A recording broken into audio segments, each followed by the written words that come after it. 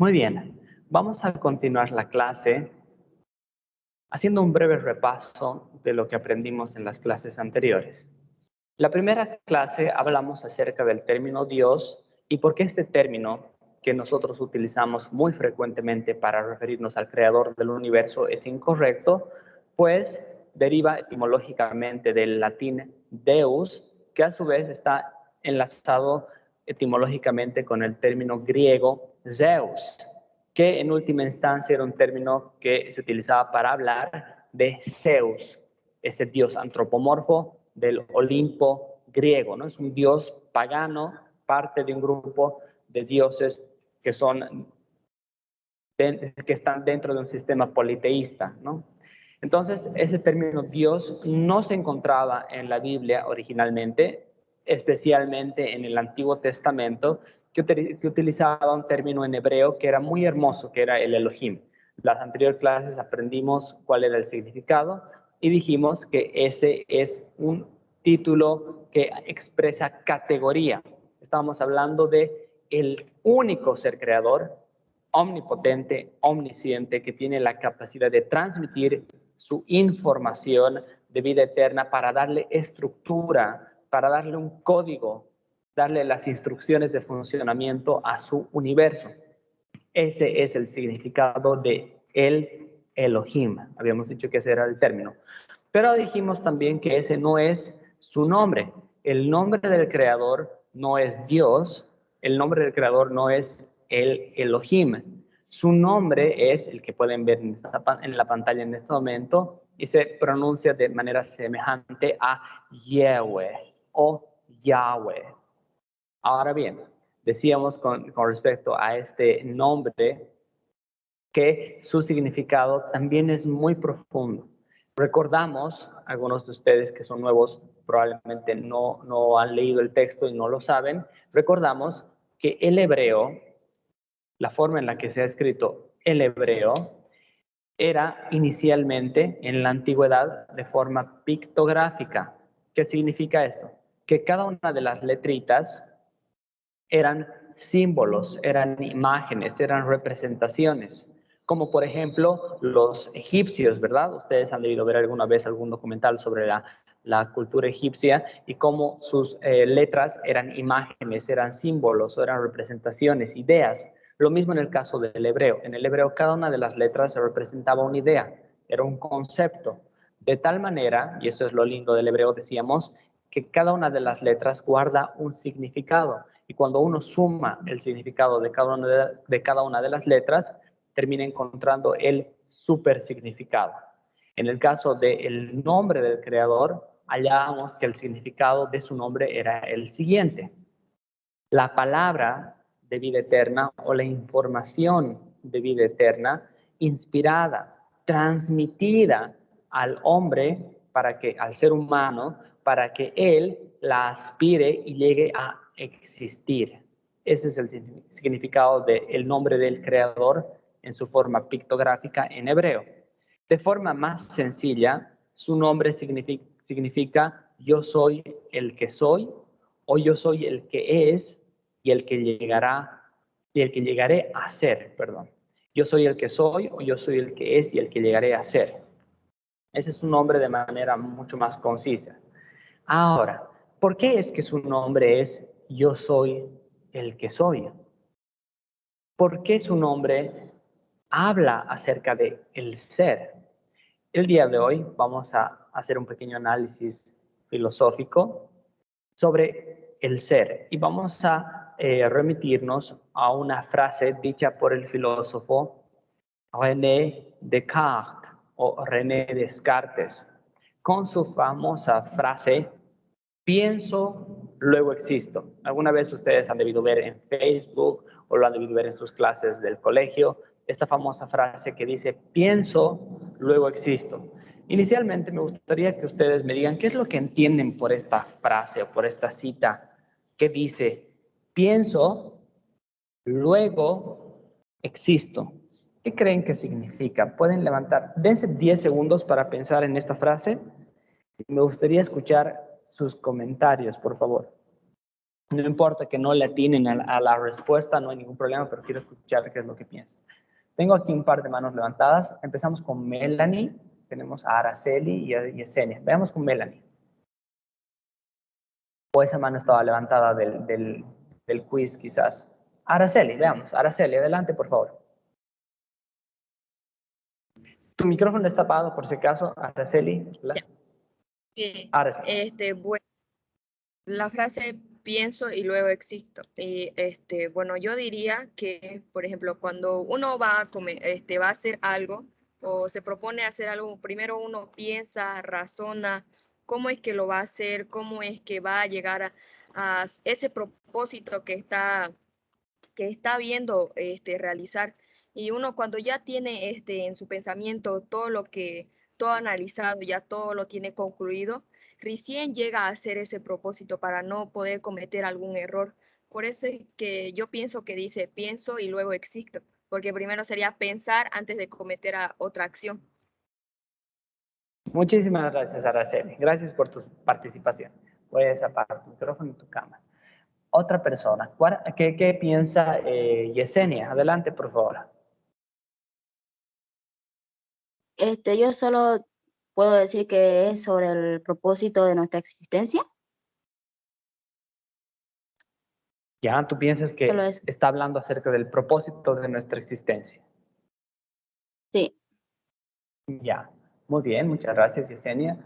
A ver, una persona más, Carla. Esta palabra lo puedo interpretar como filósofa, como un sistema filosófico, así que lo puedo interpretar que primero tengo que analizarlo bien, luego hacerlo, ya que si no lo pienso bien, no sé cómo, si la hago primero, no sé cómo no lo pensé antes, así más o menos. Muy bien, muchísimas gracias. Bueno, no vamos a dar más paso a otras intervenciones, sé que hay muchos que quieren participar, pero tenemos que continuar avanzando. Bueno, les comento que el problema con esta frase es la traducción de un español antiguo, en realidad. Actualmente la traducción no debería ser esa, pienso, luego existo. Lo que sucede es que el término originalmente se acuñó en latín y René Descartes era francés, entonces la traducción del latín, el francés, que luego se hizo al español, nos deja con este término luego existo. Es el luego, como nosotros lo utilizamos en español moderno, pues el luego indica que primero va a suceder algo y que posteriormente va a venir otra cosa. Entonces, ese luego se lo utiliza como una sucesión, es decir, primero me levanto en la mañana y luego me lavo los dientes. Y eso nos lleva a las interpretaciones que han dado sus compañeras, que era la interpretación que yo también pensaba que significaba esta cita, ¿no? Cuando decía pienso, luego existo, yo decía, bueno, probablemente se refiere a que primero soy consciente o primero racionalizo algo y posteriormente voy a ejecutar una acción en consecuencia de lo que primeramente he analizado. Eso es lo que uno entiende, ¿verdad?, de esta cita. Pero no es eso en absoluto lo que quiere decir René Descartes con esta su frase. Lo que él estaba planteando originalmente en latín se escribía de la siguiente manera, era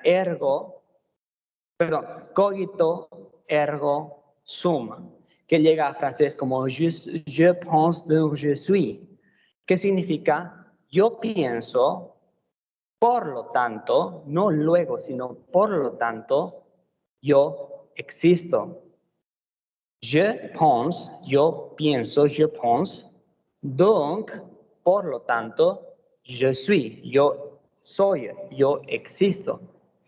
Ese donc, que se ha traducido como luego, no es una mala traducción. Lo que pasa es que el español antiguo, y esto encontramos, por ejemplo, en la Biblia, utilizaba el luego como una consecuencia, como un por lo tanto, a razón de, y lo encontramos en la Biblia en algunas expresiones de algunos de los apóstoles que dicen, bueno, sucede esto, Luego, es decir, por lo tanto, esto otro es la consecuencia o es la razón necesaria de esto otro. Es una figura un poco lógica, pero hagámoslo en términos más simples.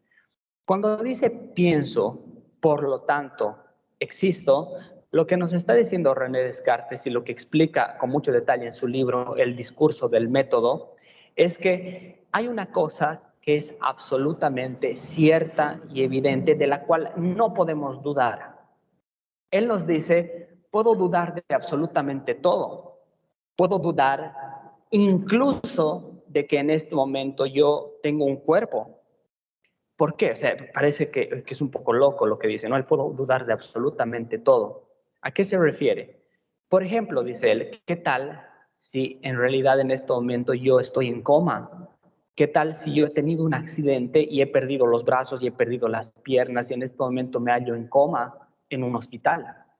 ¿Qué tal si yo en realidad en este momento lo que yo me imagino que voy a mi casa, que tengo una familia, que yo camino por las calles, qué tal si es simplemente producto de una ilusión en mi mente, de un sueño dentro de mi mente y en realidad resulta que yo estoy en el hospital lisiado?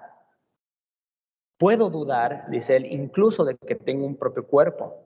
Puedo dudar de absolutamente todo. Nada es absolutamente evidente. Nada es completamente cierto. Lo único de lo que no podemos dudar absolutamente es de que pensamos y que por lo tanto estamos vivos, que existimos.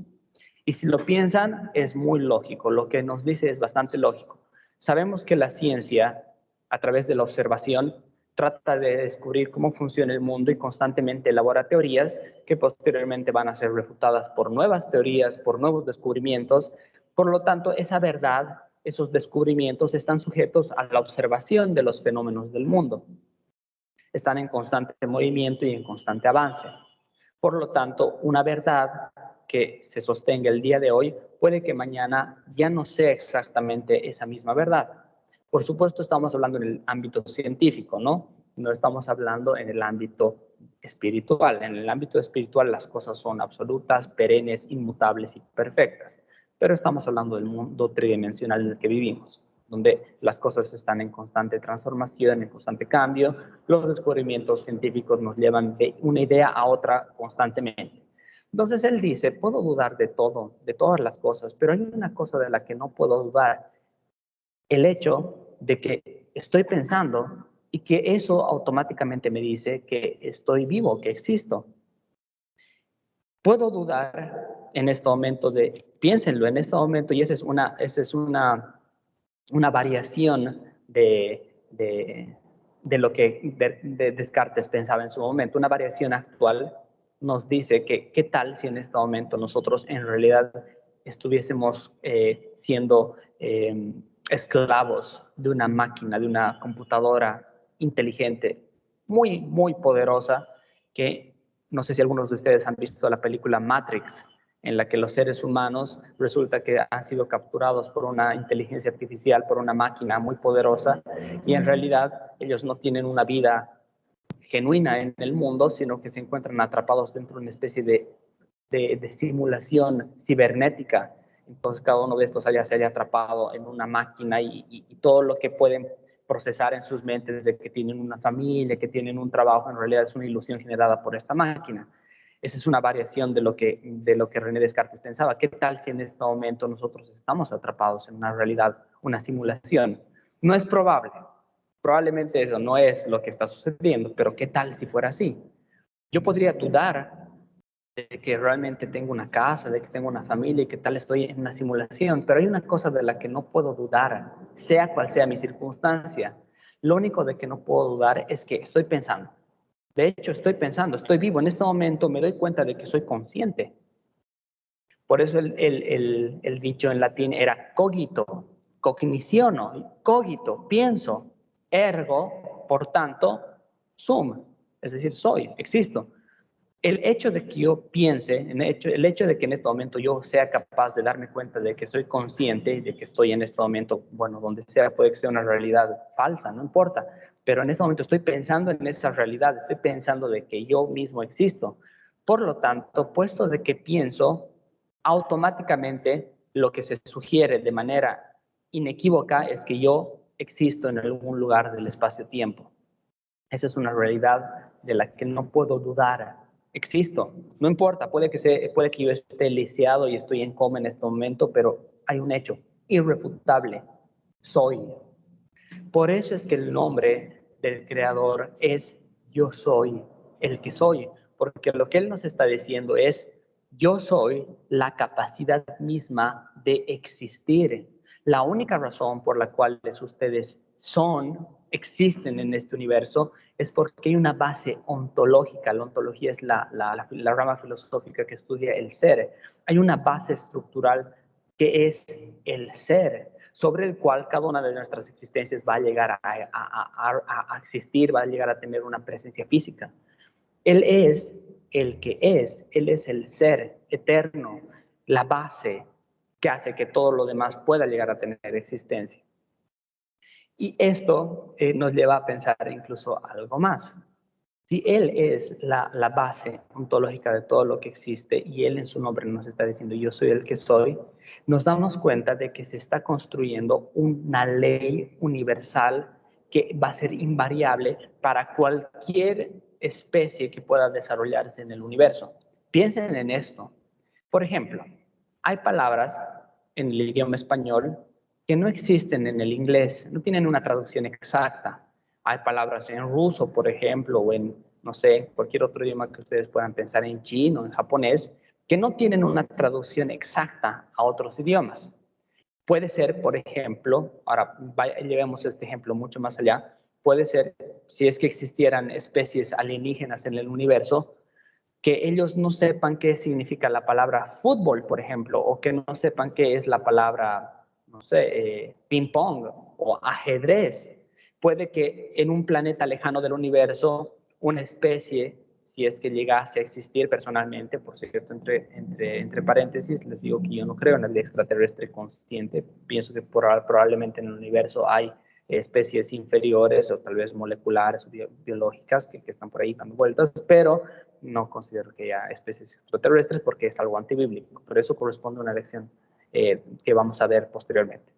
Bueno, pero digamos que existiese una especie como los seres humanos en otro planeta del universo, puede que ellos dentro de su lenguaje no tengan las palabras ajedrez, no tengan las palabras fútbol, porque ellos tienen otro tipo de juegos.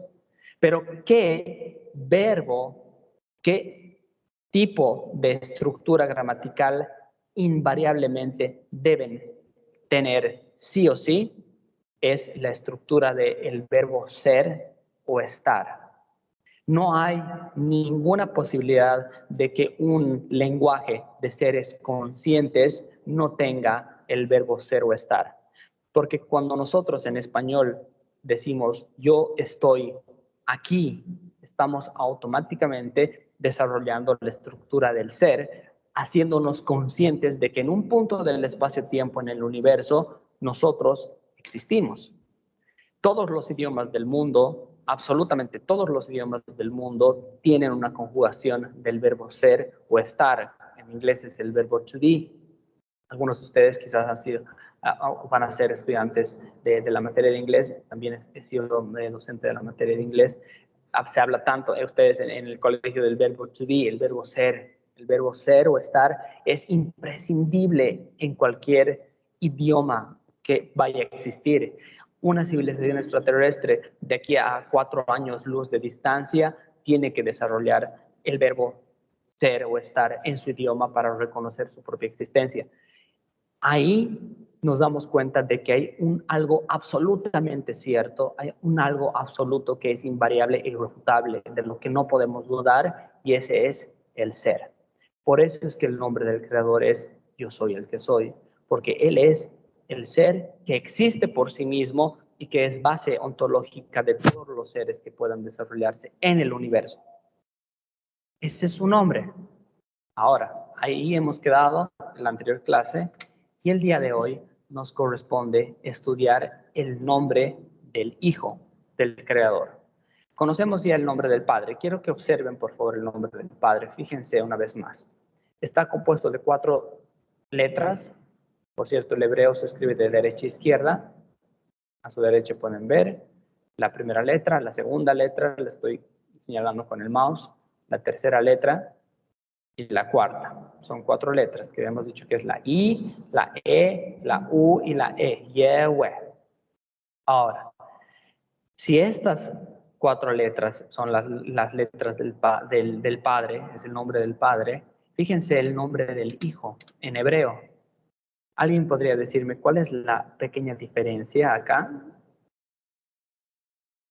en relación al nombre del Padre? ¿Se pueden dar cuenta de cuál es la diferencia? Pueden levantar su mano si quieren participar, por favor. Espero que hayan prestado atención al nombre del Padre. Muy bien, tengo una manito levantada. Abigail.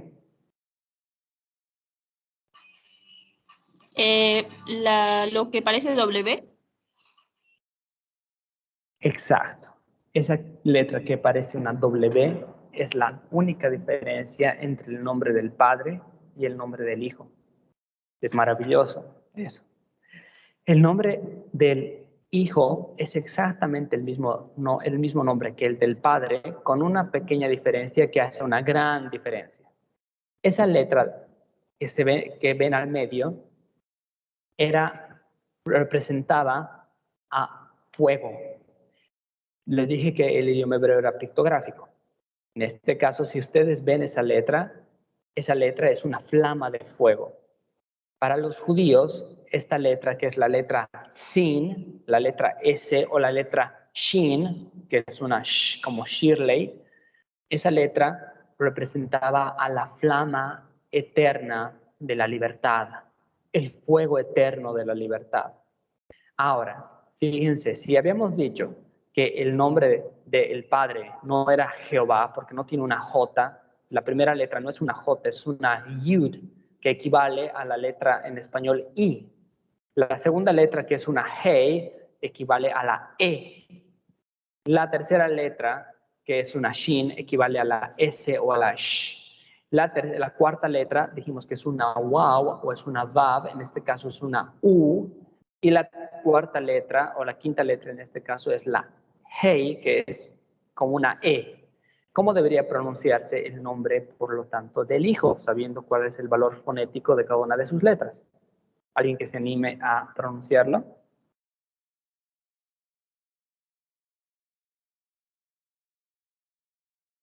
Tenemos alguna mano levantada. Tenemos a, bueno, Abigail creo que la dejó levantada hace rato. Araceli, quizás.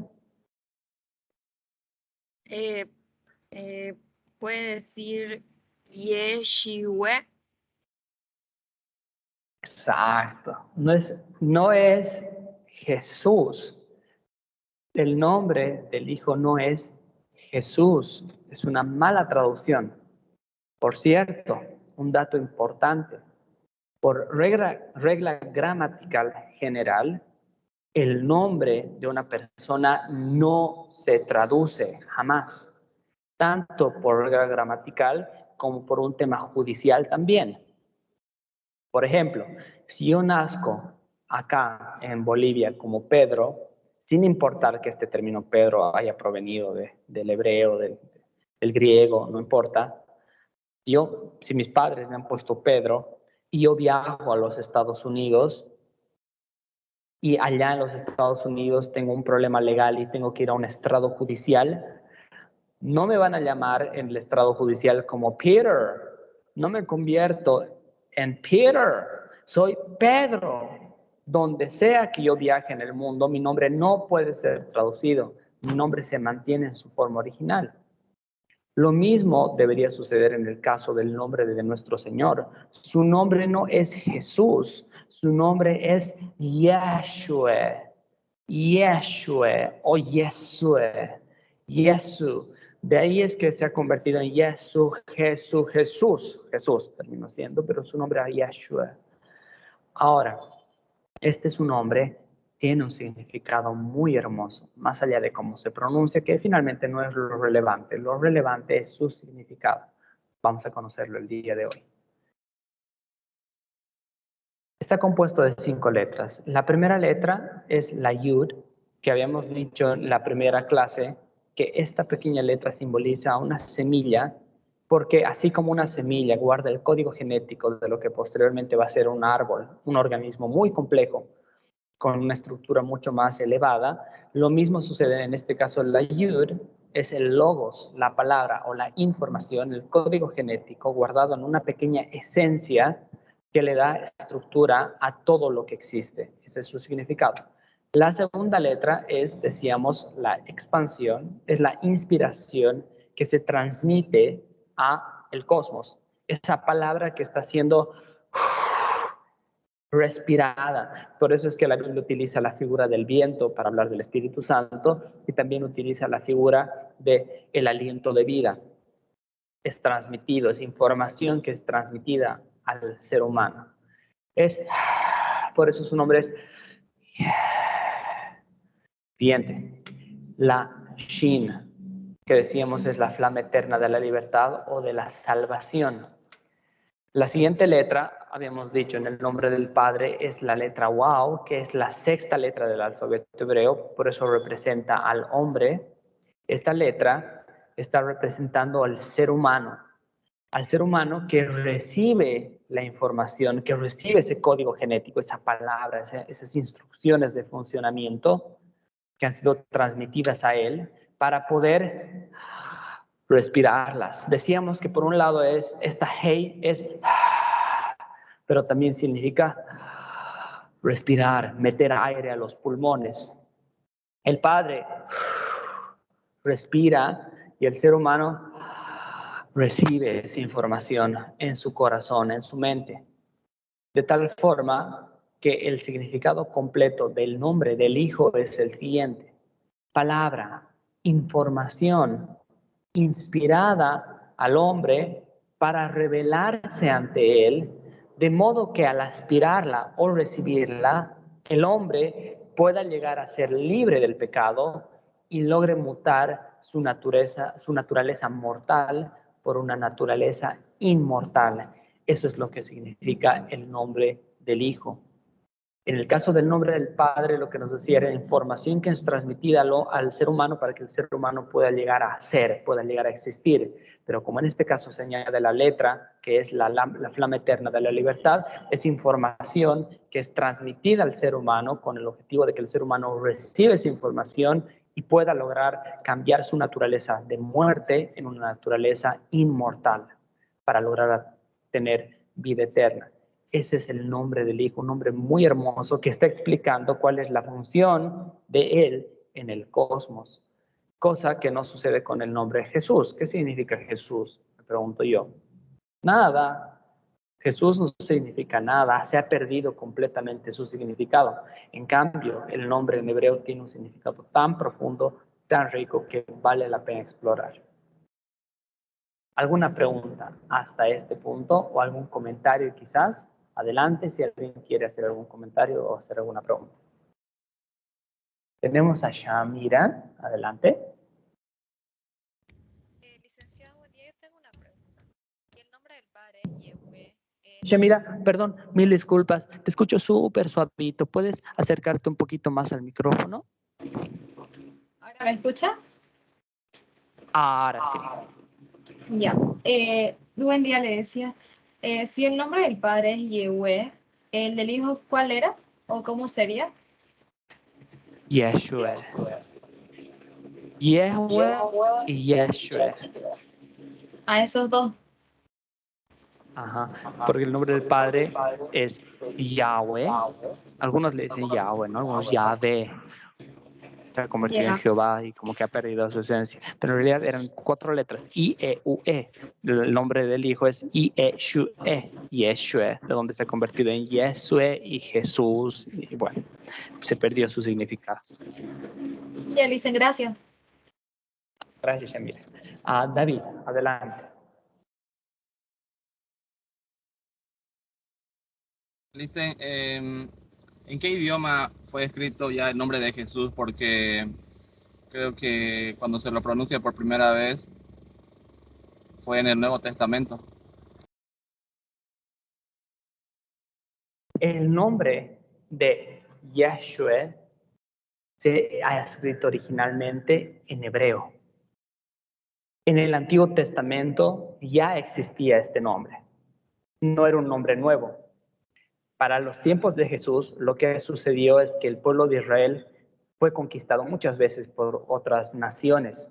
Inicialmente fue conquistado por los babilonios, posteriormente fue conquistado por los asirios. Entonces el hebreo durante el tiempo de Jesús ya no era hablado más que por los sacerdotes que hablaban hebreo con propósitos ritualistas, en las reuniones judías, los fariseos, cuando leían la Biblia, la leían en hebreo, pero el hebreo ya no era el idioma oficial del pueblo de Israel, porque en ese momento ya no eran una nación soberana, habían sido dominados por el imperio romano. Ustedes han visto muchas veces las películas de Jesús, los romanos, Poncio Pilato y demás. En ese contexto histórico, los hebreos ya no hablaban, perdón, los judíos ya no hablaban hebreo como lengua general, sino hablaban arameo. Esa era la lengua de ese momento. Y por otro lado, también había una influencia muy fuerte del griego. El griego también era parte de la lengua del pueblo. Entonces, el pueblo en general, Jesucristo, por ejemplo, hablaba hebreo, por supuesto, porque tenía que conocer el idioma en el que había sido escrito el Antiguo Testamento, pero para dirigirse a las personas, él hablaba arameo y griego.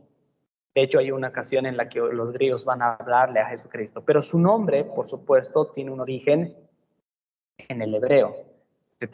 No se tradujo, sino se mantuvo y se distorsionó con el arameo y con el griego, y la Biblia, el Nuevo Testamento, es escrito en griego y en arameo.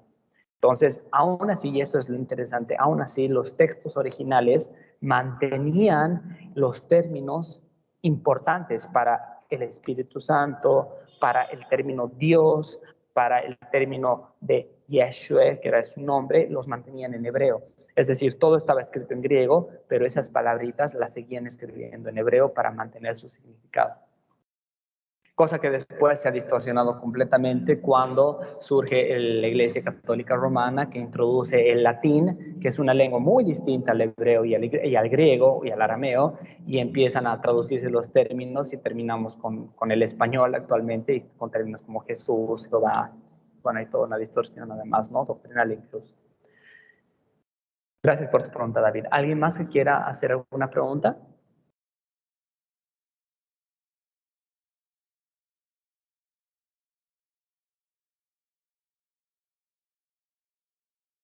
Muy bien, si no tenemos preguntas, vamos a quedar en este punto. En la siguiente clase vamos a hablar acerca de la palabra. Decíamos que este término, que es la palabra de Dios, tiene un origen etimológico muy bonito, que en realidad no debe ser comprendido simplemente como un vocablo, como una palabra escrita, sino que más bien en griego significa logos, que hace referencia a la lógica, a la información. Así como actualmente nosotros somos hombres y mujeres de la era de la información, del código binario, la Biblia tiene un código. Ese código es la palabra. Su significado y su trascendencia es fascinante y lo vamos a revisar pedazo por pedazo haciendo análisis bíblico del primer versículo del Evangelio de Juan. Pero eso lo vamos a reservar para la siguiente clase, que va a ser algo muy bonito para estudiar. Si no tenemos más preguntas hasta ahí, vamos a cerrar la grabación. Permítanme un segundo.